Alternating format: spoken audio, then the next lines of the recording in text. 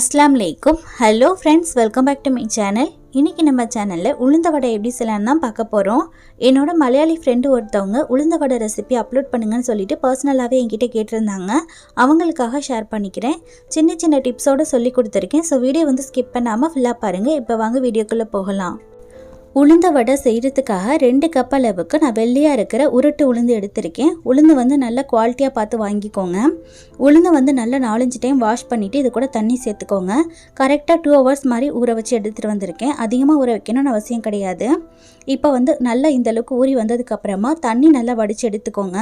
நான் வந்து இன்றைக்கி கிரைண்டரில் ஆட்டி எடுக்க போகிறேன். நீங்கள் மிக்சியில் அரைக்கிறதா இருந்தால் தண்ணி வந்து நல்லா சுத்தமாக வடிச்சிட்டு அதுக்கப்புறமா ஒரு ஸ்பூனாக தண்ணி சேர்த்து அரைச்சிக்கோங்க. 4 டேபிள் ஸ்பூன் அளவுக்கு தண்ணி சேர்த்து அரைச்சிக்கோங்க. 2 டேபிள் ஸ்பூன் அளவுக்கு ஆயில் சேர்த்து அரைச்சிக்கோங்க. அப்போ உங்களுக்கு கரெக்டாக வந்துடும். நான் வந்து கிரைண்டரில் ஆட்டி எடுக்கிறனால லைட்டாக தண்ணி தெளித்து விட்டு ஆட்டிக்கிறேன்.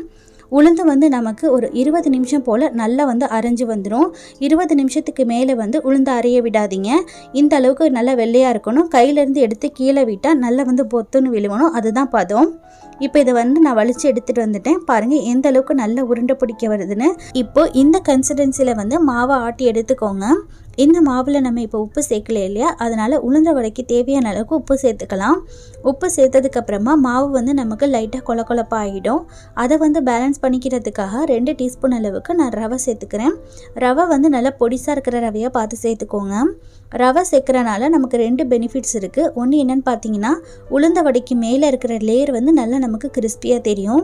இன்னொன்று வந்து நம்ம உப்பு சேர்க்குறனால லைட்டாக கொலப்பாகும் இல்லையா, அதை வந்து பேலன்ஸ் பண்ணிக்கும். நல்லா வந்து தண்ணி இஞ்சி வந்துடும். ரவையும் உப்பு சேர்த்து நல்லா மிக்ஸ் பண்ணிக்கிட்டாச்சு. இப்போ இந்த மாவை வந்து ஒரு 1/2 மணி நேரம் ஃப்ரிட்ஜில் வச்சு எடுத்துக்கோங்க. மாவை வந்து 1/2 மணி நேரம் ஊற வைக்கிறனால ரவையும் நல்லா ஊறிடும். அது மட்டும் இல்லாமல் ஃப்ரிட்ஜில் வைக்கிறனால வடை வந்து நல்லா கிறிஸ்பியாக வரும். நான் 1/2 மணி நேரத்துக்கு அப்புறமா எடுத்துகிட்டு வந்துட்டேன். இப்போ இது கூட வந்து ஒரே ஒரு மீடியம் சைஸ் அளவுக்கு வெங்காயத்தை நல்லா பொடிசாக கட் பண்ணி சேர்த்துக்கோங்க. 1 இன்ச்சு சைஸ் அளவுக்கு இஞ்சி வந்து கட் பண்ணி எடுத்திருக்கேன். 2 பச்சை மிளகாய் ஆட் பண்ணிக்கோங்க. கொஞ்சமாக கொத்தமல்லி கட் பண்ணி ஆட் பண்ணிக்கோங்க. நான் வந்து முழுசாக மிளகு ஆட் பண்ணிக்கல, மிளகு வந்து பொடிச்சு ஆட் பண்ணிக்கிட்டேன். நீங்கள் முழுசாக சேர்க்குறது இருந்தாலும் கொஞ்சமாக வந்து சேர்த்துக்கோங்க. இப்போ இது எல்லாத்தையுமே ஒன்று சேர்த்து நல்லா மிக்ஸ் பண்ணி விட்டுக்கோங்க. இப்போ வடையை வந்து ஃப்ரை பண்ணுறதுக்காக நான் வந்து எண்ணெய் வந்து சூடு பண்ணி எடுத்திருக்கேன். இப்போ சூடான எண்ணெயில் வந்து நம்ம ஒவ்வொரு வடையாக தட்டி ஆட் பண்ணிக்கலாம். வடை வந்து ஆட் பண்ணும்போது கையில் வந்து தண்ணி நினச்சிட்டு அதுக்கப்புறமா வந்து மாவை உருண்டை பிடிச்சிக்கிட்டு அதுக்கப்புறமா லைட்டாக வந்து சென்டரில் ஒரு ஹோல் போட்டுட்டு மாவை வந்து உள்ளே சேர்த்துருங்க. அடுப்பை வந்து மிதமான தீயில வச்சுட்டு வடையை வந்து ஃப்ரை பண்ணிக்கோங்க. அப்போ தான் வந்து நமக்கு வடை நல்லா கிறிஸ்பியாக இருக்கும். உள்ள வரைக்கும் மாவு வந்து நமக்கு நல்லா வெந்து வரும். நீங்கள் ஹை ஃப்ளேமில் வச்சுட்டு ஃப்ரை பண்ணிங்க அப்படின்னா வெளியே வந்து நல்லா உங்களுக்கு கலர் சேஞ்ச் ஆகிடும். உள்ளே வந்து மாவாக தான் இருக்கும். ஸோ மிதமான ஹீட்டில் வச்சுட்டு அதுக்கப்புறமா வந்து வடையை ஃப்ரை பண்ணி எடுத்துக்கோங்க. இப்போ 2 சைடுமே வடை வந்து இந்த அளவுக்கு நல்ல கலர் சேஞ்ச் ஆனதுக்கப்புறமா இப்போ இந்த வடையை வந்து நம்ம வெளியே எடுத்துடலாம். வடை பார்க்கும்போதே உங்களுக்கு தெரிஞ்சிருக்கும் எந்த அளவுக்கு நல்லா வந்து ஃப்ளஃபியாகவும் நல்லா கிறிஸ்பியாகவும் இருக்குன்னு. நம்ம இதில் ரவை சேர்த்துருக்கோம், அதனால வந்து நல்லா வந்து வடை நமக்கு கிறிஸ்பியாக இருக்கும். ரவை வந்து அதிகமாக சேர்த்துற வேணாங்க, 2 டீஸ்பூன் மட்டுமே சேர்த்துக்கோங்க. இப்போ பேலன்ஸ் இருக்கிற மாவையுமே இதே மாதிரி நம்ம ஃப்ரை பண்ணி எடுத்துக்கலாம்.